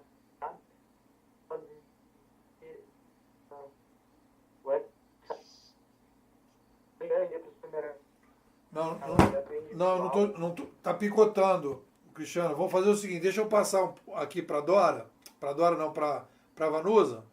Vê se de repente tu desliga teu microfone, liga de novo aí. Tá dando uma picotada. Não sei se tá numa área ruim de conexão. Você tá no computador ou tá no celular? No celular. Talvez assim procurar um ponto que tenha uma conexão. Você tá no Wi-Fi? Tô no Wi-Fi. Ah. Tá picotando. Deixa a Vanusa falar, depois você fala, que eu quero te ouvir direito. Vanusa, fala. Não tem muito o que falar. O que eu acho que foi comentado no início, o problema das empresas, né? Que eu acho que existem plataformas boas e plataformas ruins. E as empresas que estão tentando se modernizar, entre aspas, cometem muitos erros. Por exemplo, a prefeitura é uma delas, a própria prefeitura e algumas empresas, como as empresas de telefonia, aqueles casos que você quer resolver um negócio, não consegue resolver, e aí depois tem um menu para você avaliar o serviço, que seriam as estrelinhas, né? Só que, às vezes, o atendente até tem a maior boa vontade em te atender, só que ele é muito limitado por desconhecimento, enfim, as empresas colocam pessoas, que bancos também, né? Colocam pessoas que não têm tanta possibilidade de dar um serviço, atender o cliente a contento. E aí o que acontece? Te jogam para dar as estrelinhas, e aí o atendente te atendeu bem, só que a limitação da companhia ou da empresa te atender, ou da própria prefeitura, é grande. E aí o que acontece? Você vai avaliar quem? O cliente, o atendente ou o serviço da empresa, né? E aí você esbarra com essa dificuldade. Quanto ao Mercado Livre, ao estante virtual, esses outros serviços que têm uma plataforma adequada e que funcionam, que já estão linkados com a atualidade, não é aquela coisa antiga de querendo digitalizar o processo. Não, isso não funciona. E esses outros que estão antenados e com as plataformas de acordo, você tem um serviço 1000% de excelência, né? Você tem capacidade de avaliar tudo. E, por enquanto, eu estou querendo mais ouvir vocês em relação às empresas e o que é possível fazer, porque eu estou bem interessada nesse assunto, como fazer. Cristiano, tenta agora aí. Agora tá melhor. Porque parece como se fosse assim, entra o som, mas ele some e vai picotando. Não sei se sou eu que não estou ouvindo direito ou as pessoas não estão ouvindo direito. Não, também não estou ouvindo, não. Então, aí problema do áudio também. Não, agora melhorou. Fala, Cristiano. Tá. Então, uma empresa no segmento que eu trabalho, ela faz desenvolvimento na verdade não faz desenvolvimento, é uma plataforma de empresas que fazem desenvolvimento de várias aplicações para site, divulgação, códigos, principalmente na parte de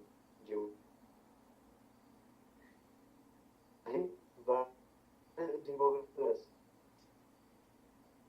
Uma empresa, em Canadá, diversos produtos do meu canal que já ter entrada direta, ela produz tudo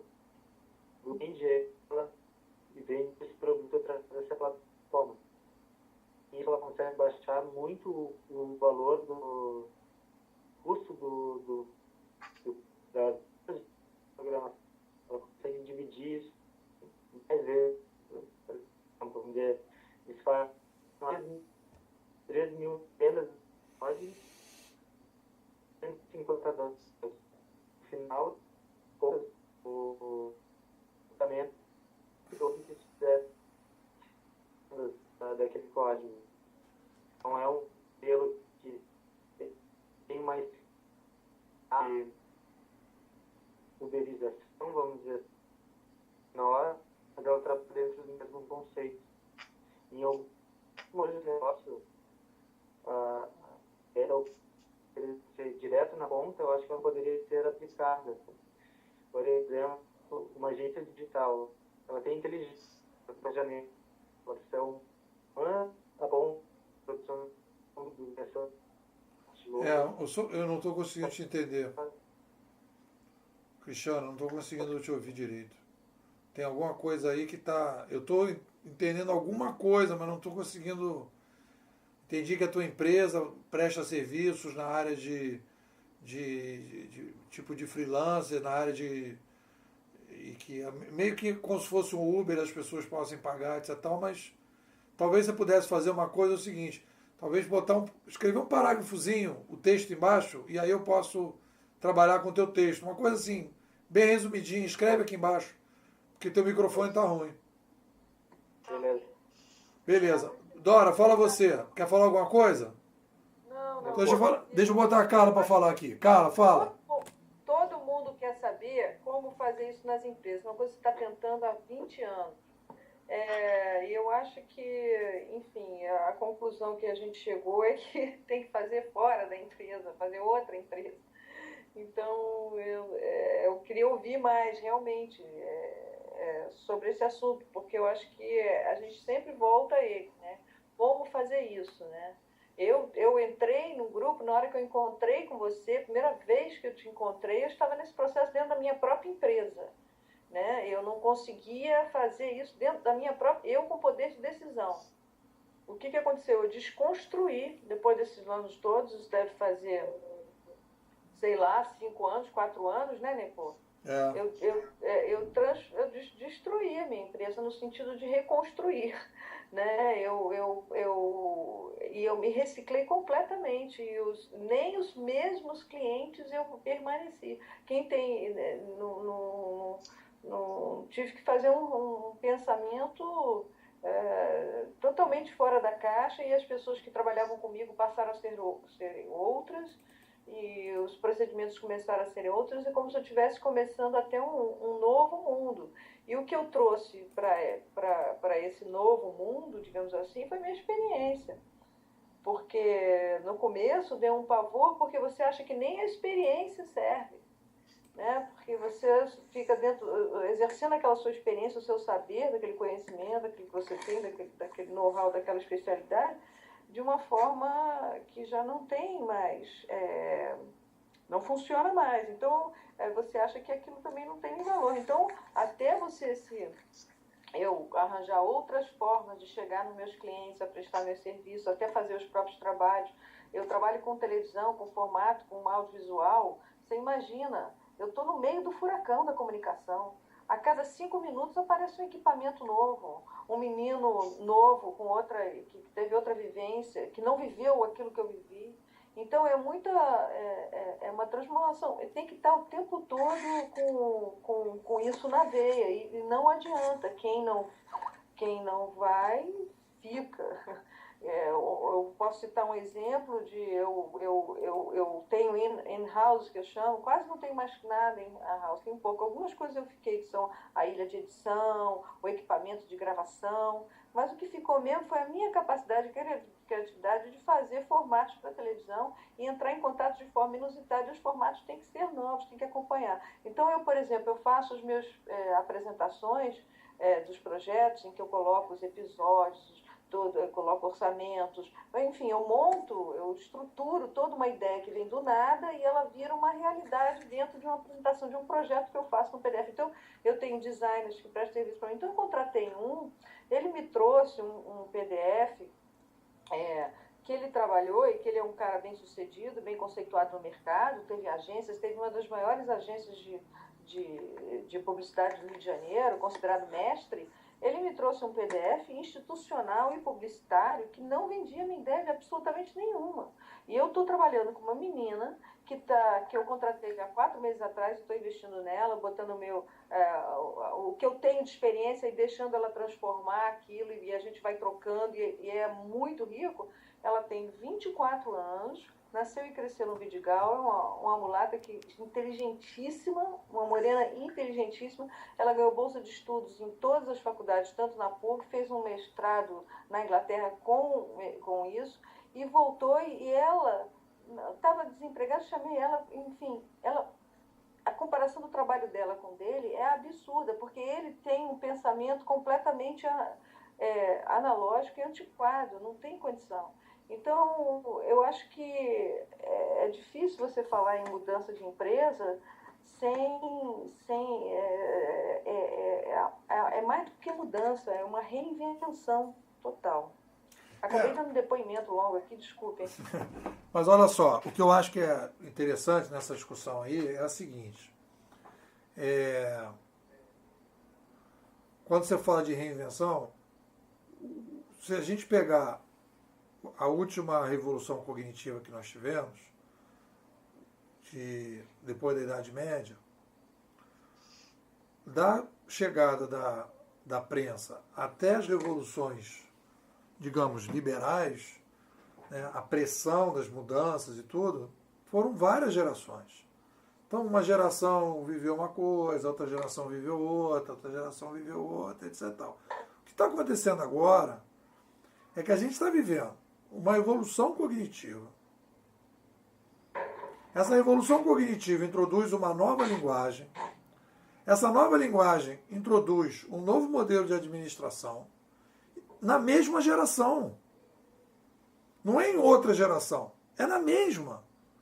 E que surgem novas empresas que vão concorrer com outras empresas que são antigas, e a cabeça da gente, ela não foi preparada para ser uma cabeça inovadora. A nossa cabeça foi preparada para ser uma cabeça repetidora. A escola é uma escola memorizadora. A escola é uma escola que você aprende a ter um mestre, né, um professor que te ensina e que ele afere se você decorou tudo numa prova. É isso que é uma escola hoje. E a gente vai para o mercado hoje em que você não pode mais ser um cara que repete, é um cara que tem que estar o tempo todo inovando. Então, é de uma... Talvez aí sim tenha A pessoa me perguntou numa última palestra também, quais são as coisas negativas, né, dessa coisa que você está falando aí. Eu falei, eu acho que é exatamente essa velocidade. Essa velocidade, ela, de certa forma, para o nosso conceito de humanidade, ela é desumana. Para o Sapiens 2.0, essa velocidade chega a ser desumana. Ela já é para um outro cara, um outro Sapiens, que já não se liga em muita coisa. Ele é desprendido. Ele é um cara desprendido. Ele está ali provisoriamente, está fazendo as coisas, entendeu? É uma sociedade de camelôs, mais ou menos, que a gente está entrando. É o camelô 3.0. Você hoje, o que é para fazer? Qual é a parada? Onde é que está o negócio? Entendeu? E aí, como é que é? É um pouco isso que o Cristiano está mostrando aqui. Ele tem uma agência de desenvolvimento de freelancer, faz desenvolvimento de código ou site e vende através dessa plataforma, com isso consegue diluir muito o custo. Então, o que acontece? Você não vai ter um funcionário trabalhando, uma escola de tijolo, entendeu? Um modelo, um negócio, sabe? Agora a gente começa a ter essa uberização dos médicos, entendeu? Então essa ideia também de você vai ter um posto de saúde, que você vai lá e todo mundo vai para lá, etc. Papá, sabe? A coisa vai ser muito mais dinâmica. É muito mais dinâmica. O Cristiano está dizendo que o nível desse trabalho é muito superior ao das agências locais. Claro, essa experiência que eu tive aí, Cristiano, eu quis fazer uma abertura do meu canal, vocês veem o meu canal ali, tem um negócio que fazer. Aí daqui a pouco entra, e aí daqui a pouco entra outra coisa. Eu contratei uma chinesa, eu acho que era chinesa, nem sei de onde é que ela era. Entendeu? Entrei lá no freelancer, ofereci $20, a pessoa fez para mim. E disse, eu quero mais ou menos isso. Ela fez para mim. E me mandou. E eu paguei R$50. Né? Então, eu acho que essa velocidade, a gente não tem cabeça para viver essa velocidade.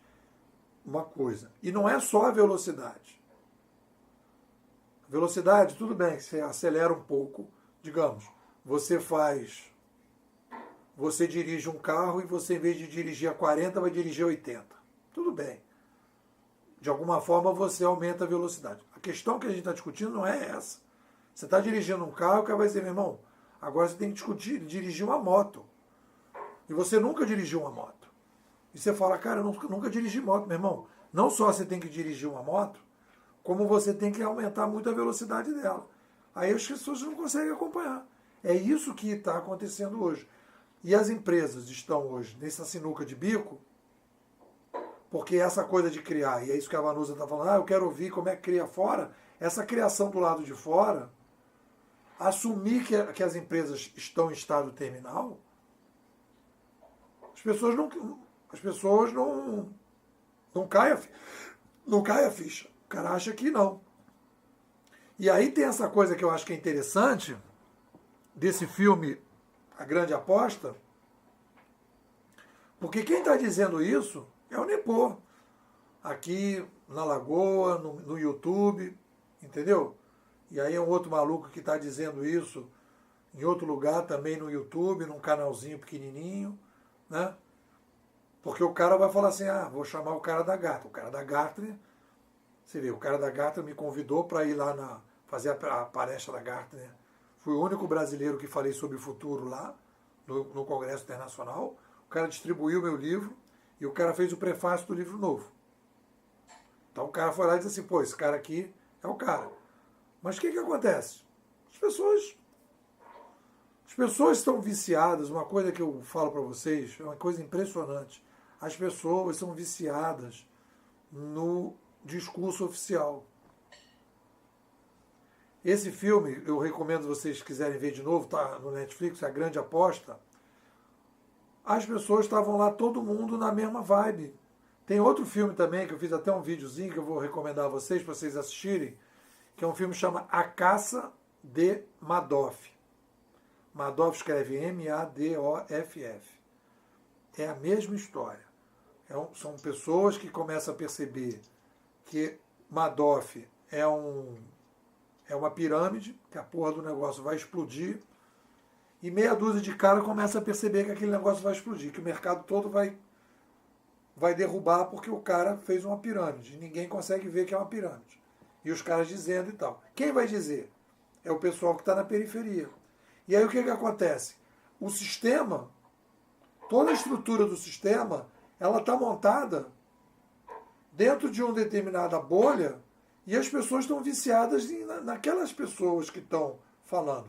E aquelas pessoas que estão falando nessa bolha, elas têm todo um interesse, todo um compromisso, toda uma dificuldade de falar determinadas coisas. Elas não têm a independência, a liberdade que uma pessoa que vem de fora tem. Tem um livro que eu acho que é muito interessante, que reforça isso que eu estou falando, que se chama Teoria das Revoluções Científicas, que é de um cara chamado Thomas Kuhn. E ele fala isso, que todas as mudanças de paradigma nunca vêm de dentro para dentro, sempre vêm de fora para dentro, porque o pessoal que está de dentro não consegue mudar os paradigmas.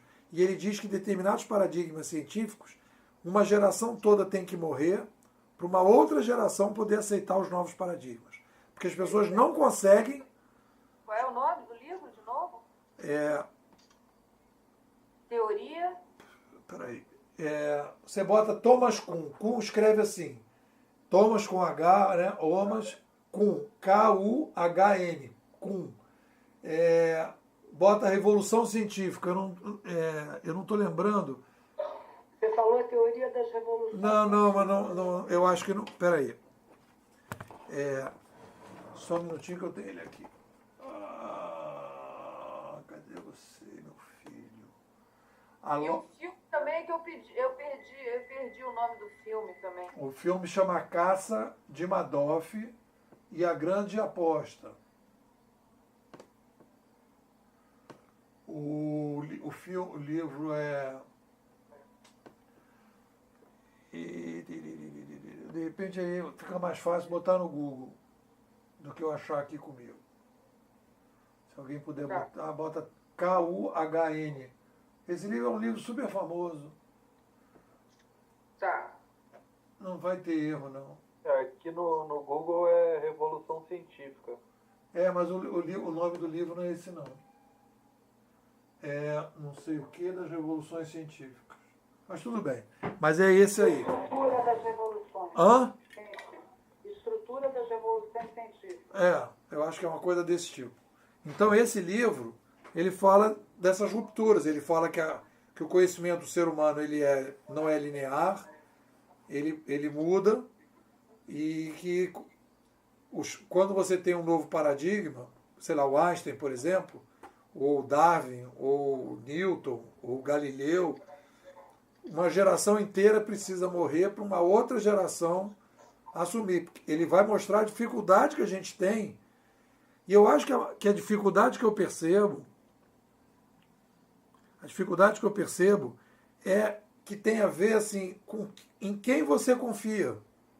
Então as pessoas perdem a capacidade, elas assim, eu confio em tudo que está escrito no Valor, eu confio em tudo que está escrito na revista Exame, eu confio em tudo que está escrito em tal lugar, eu confio que o cara da Gartner fala. Então se alguém que não é daquele negócio, por melhor lógica que possa parecer, provar com todos os dados, com toda coisa, o cara, ele não tem capacidade individual de poder julgar e dizer isso que esse cara está falando faz sentido. É muito pouca gente que consegue olhar para pessoas e conseguir ver a lógica independente de quem está trazendo a lógica. A pessoa diz assim, esse cara, eu não confio nele. Então a pessoa desconfia só pelo fato de desconfiar. Então ela não consegue quebrar essa barreira. Isso é um caso. E a outra coisa são todos os compromissos, os interesses e tal, e a pessoa não quer se mexer. Ela não consegue se mexer. Ela não... E tal, tudo bem. Tudo bem. Não é que ela é obrigada a se mexer. Mas o que acontece? Ela vai aumentando o risco, numa situação como a gente está hoje, ela vai aumentando o risco de surgir uma startup e essa startup comer boa parte do mercado dela e ela ficar ali no canto. Entendeu? Carla, fala você aí.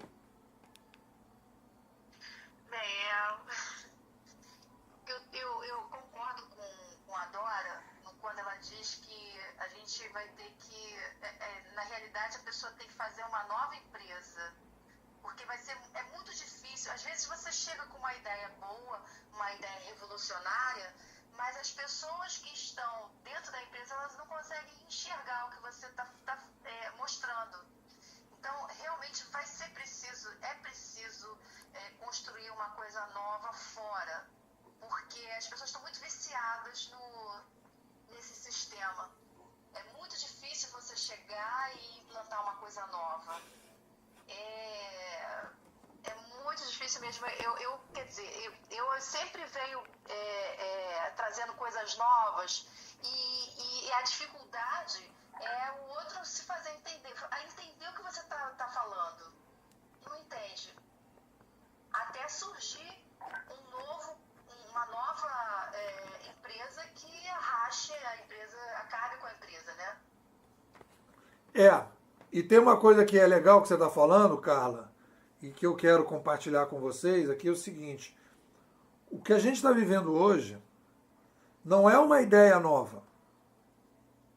Olha só que coisa interessante. Nós não estamos vivendo hoje a chegada de uma nova ideia do tipo assim, a gente agora está, sei lá, está fazendo uma coisa na empresa de um jeito, agora chegou uma ideia, vamos fazer uma reengenharia. A gente agora vai fazer aqui um modelo de oceano azul, ou vamos fazer aqui um modelo de qualidade total. Então alguém teve uma ideia, alguém pensou um determinado problema, criou uma metodologia, escreveu um livro, botou esse livro para vender, todo mundo começou a falar do livro, aí aquela ideia foi se difundindo e todo mundo foi achando legal e o pessoal foi adotando aquela ideia e aquilo foi legal e todo mundo usou. Isso aconteceu várias vezes no mercado, aconteceu no século passado várias vezes e as pessoas estão acostumadas com isso. Nós não estamos vivendo a chegada de uma nova ideia. Nós estamos vivendo uma revolução cognitiva que introduz uma nova linguagem, que modifica a forma do ser humano tomar decisão, que modifica o modelo de administração. Obviamente que quando eu faço uma teoria que tenta explicar isso, eu estou interpretando um fenômeno que está acontecendo e aí sim tenho uma ideia interpretativa do que está acontecendo. E tem uma metodologia do que eu estou sugerindo do que está acontecendo. Agora, se alguém me matar na rua amanhã, independente do que eu falo, independente do que eu não falo, o processo continua. Não é alguém que está trazendo uma ideia nova para a sociedade. Sim. O que está acontecendo agora é uma introdução de uma nova linguagem na sociedade que está mudando a forma que a gente se comunica, e está mudando a forma que a gente trabalha, e está mudando o modelo das novas organizações, e que essas novas organizações, por não terem os intermediadores do passado, por terem um novo modelo mais sofisticado de solução de problema, elas começam a comer o mercado das empresas antigas.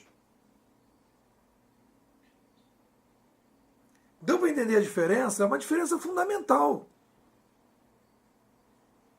Porque quando a gente começa a pensar que o NEPO vai introduzir as empresas e as empresas não querem ouvir essas pessoas que estão trazendo novidade, etc., não é isso. As empresas elas não estão conseguindo agir diante de uma concorrência no mercado que está batendo na porta dela, e a concorrência que está batendo na porta dela não é uma concorrência de uma nova empresa, é de um novo modelo de administração. E esse novo modelo de administração gera um custo, ela tem um custo-benefício melhor do que as atuais organizações. E por mais que as atuais organizações queiram copiar esse modelo que está acontecendo lá fora, não conseguem. Porque o modelo que elas têm hoje foi baseado numa linguagem que não existia. É muito complexo. Eu brinco com as pessoas quando eu faço a palestra e digo o seguinte: o século XXI é para profissionais. O século XX foi para amadores. O século XXI é para profissional. E as empresas elas estão amadoras no século XXI. Porque elas não têm uma coisa, isso é uma coisa interessante, que é a seguinte: as empresas não precisavam, na hora de fazer estratégia, em fazer uma reflexão tão profunda como está sendo necessário agora, para entender o novo cenário. As empresas estão acostumadas a fazer uma reunião em Campos do Jordão, as empresas estão acostumadas a ir para um seminário no final do ano, ouvir lá o que o mercado está falando e chegar às conclusões e voltar e continuar trabalhando. Só que quando ela vai para esses congressos, quando elas vão para esses encontros, ou quando elas vão para Campos do Jordão, elas não conseguem entender o que está acontecendo. E elas fazem estratégias que são estratégias repetitivas de continuidade dentro do mesmo paradigma. E elas estão arriscando o futuro delas. Porque o que está vindo lá fora é um negócio matador. Já está acontecendo aqui também, né, Pô? As pessoas têm que começar a chegar à conclusão que é isso, ou é aceitar a estratégia, ou então tem que morrer com a geração. Não tem saída mesmo. Questão é que o tempo tem uma certa lentidão, cada mercado vai perdendo espaço de uma determinada maneira, e isso vai gerando um processo. Eu sempre falo o seguinte, você pegar, por exemplo, a TV Globo, que é a tua área aí, Dora, se você pegar a TV Globo... Mas a TV Globo se atualiza. Não, eu sei, mas se você pegar a TV Globo, colocar a Bolsa de Valores, o valor da TV Globo há 10 anos atrás, e botar o valor da TV Globo hoje numa Bolsa de Valores, caiu de 50 para 10. Ah, ela se atualizou? Se atualizou. Mas não recuperou o valor das ações. Entendeu? Por quê? Mas aí agora é outro mundo. Nunca mais vai ter aquele tipo de... Não acho que seja possível ter como era antes. Não, mas olha só, Dora, ela não criou nada disruptivo. Tudo que a TV Globo criou de novo foi incremental. Qual é o grande projeto disruptivo da TV Globo? Ah, não, ela só está seguindo a tendência para não morrer. Ela está fazendo todo o conteúdo dela, tá migrando para celular e iPad. Ninguém mais consome parado na frente da TV e ela tem consciência disso. Apesar de manter a grade, né? Que ainda é um percentual muito grande do povo brasileiro que assiste. Mas ela já viu que é isso.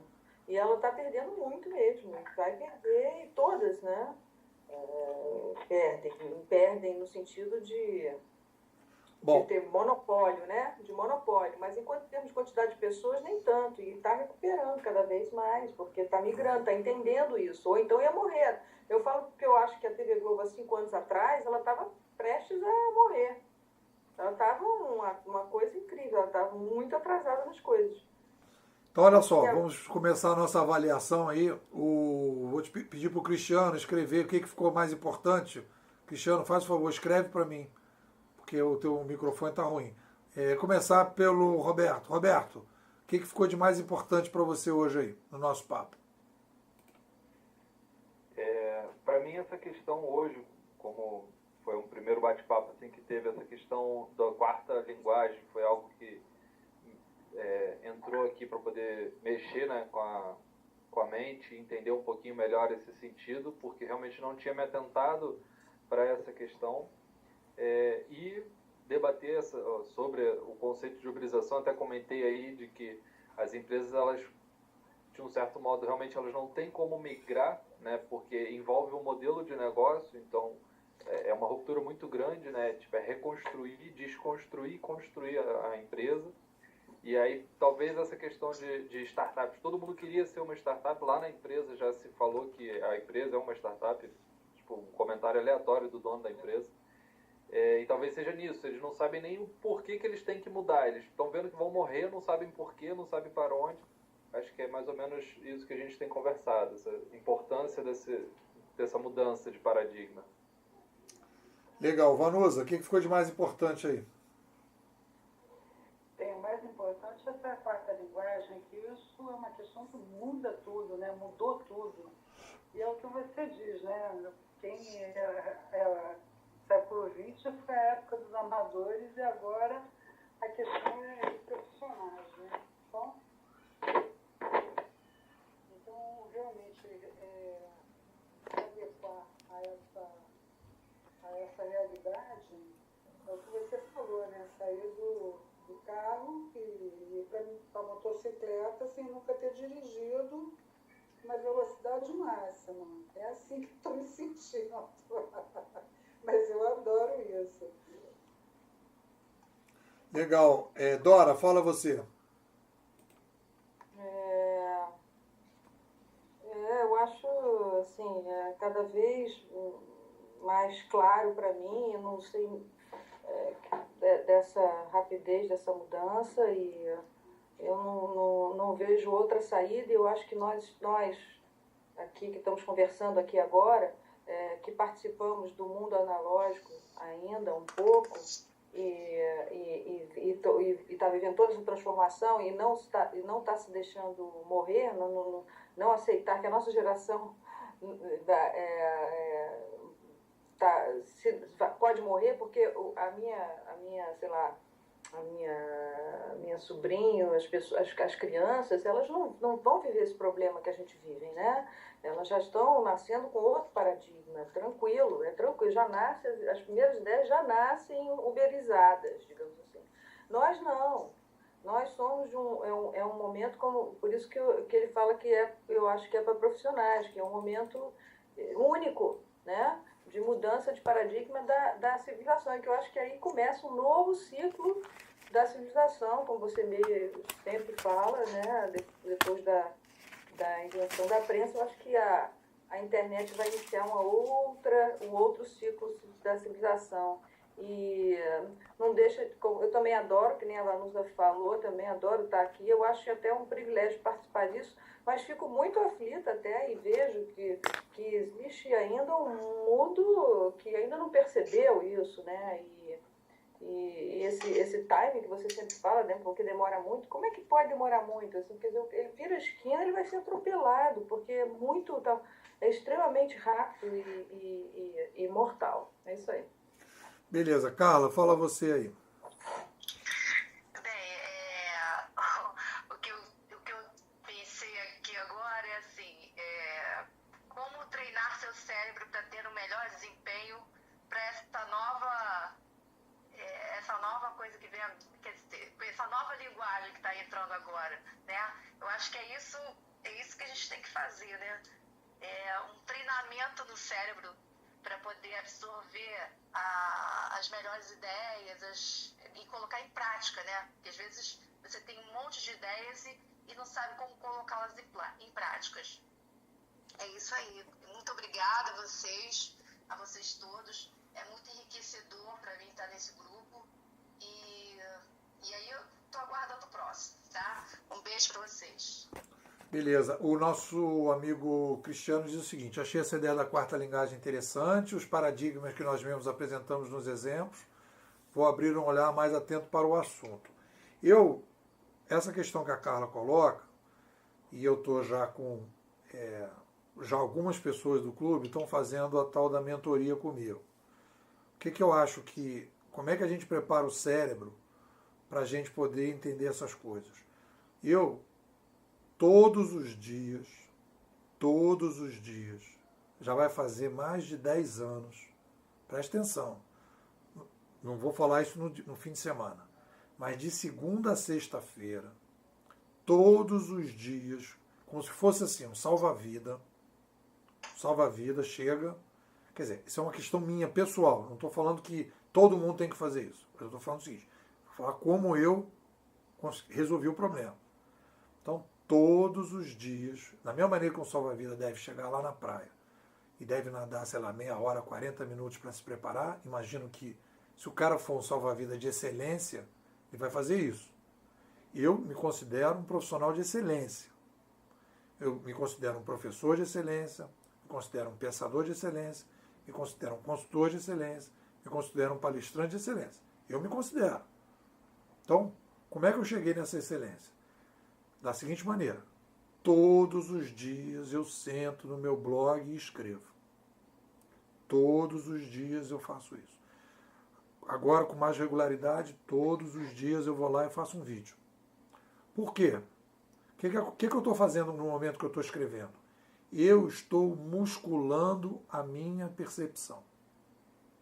E muscular a percepção é um trabalho de você com você mesmo e de você perceber que você pensava A, depois você passou a pensar B, depois você passou a pensar C, depois você leu um livro e você agregou E, depois você viu um vídeo e você agregou F, e depois você conversou com os alunos e agregou X, ou você recebeu uma pergunta que você nunca tinha recebido, ou você recebeu uma sugestão de um autor que você nunca tinha lido, ou você teve uma experiência prática, que aquela experiência prática mostrou que você estava errado numa determinada maneira de pensar.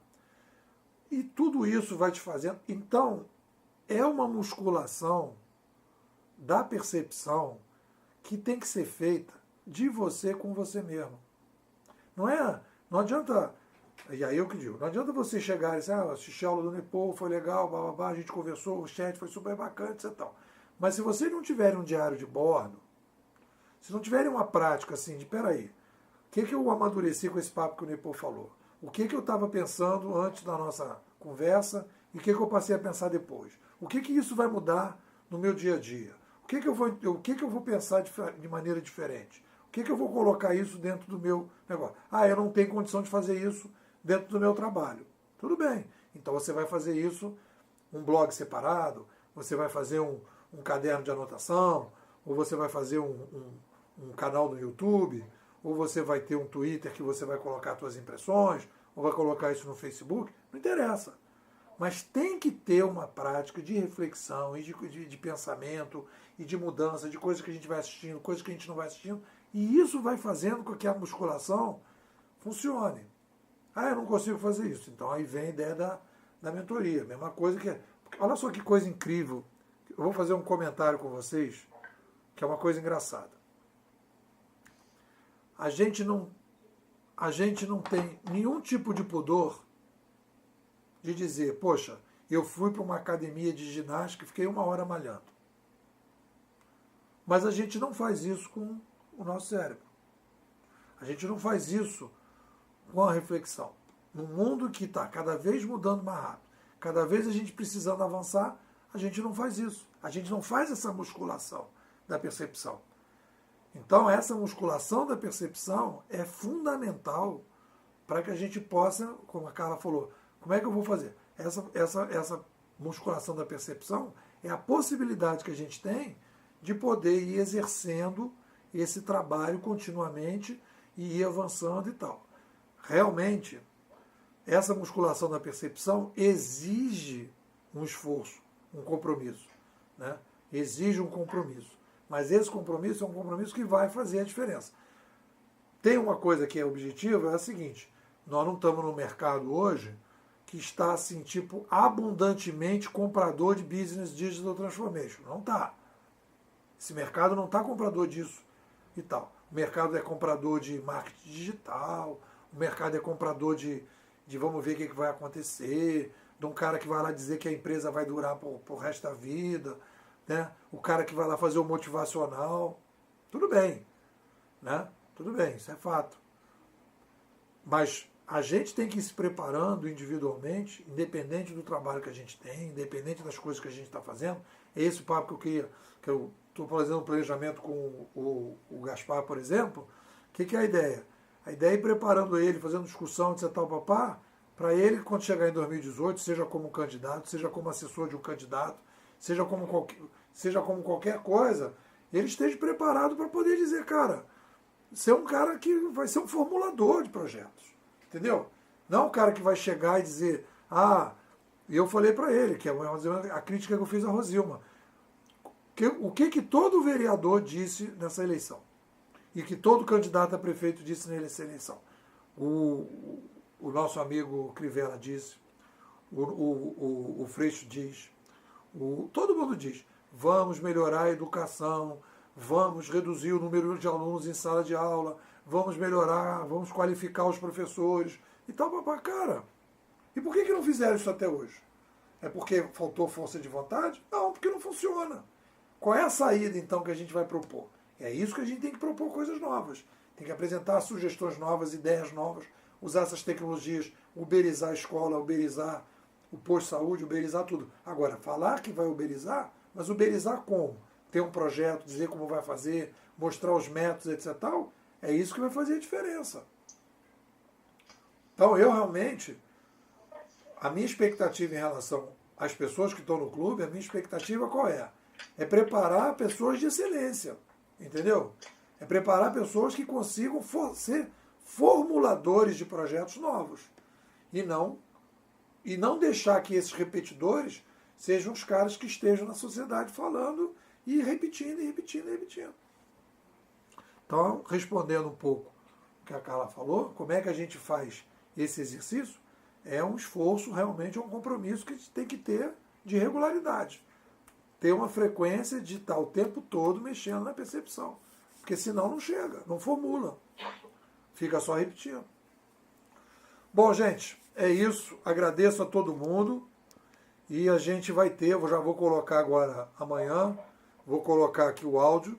E amanhã eu já marco o nosso encontro. O nosso próximo encontro vai ser em novembro. E vai ser numa segunda, que as pessoas pedem para fazer terça e segunda. Né? Então vai ser em novembro, primeira, se não for feriado, qualquer coisa, vai ser primeira segunda-feira de novembro. É só vou ver a data e colocar lá. Um grande beijo para vocês, muito obrigado pela atenção. Tchau, gente. Obrigada. Tchau, gente. Abração para todo mundo. Tchau, gente. Foi um prazer aí. Tchau, Obrigado. abraço. Tchau, beijo. Beijo, Carla.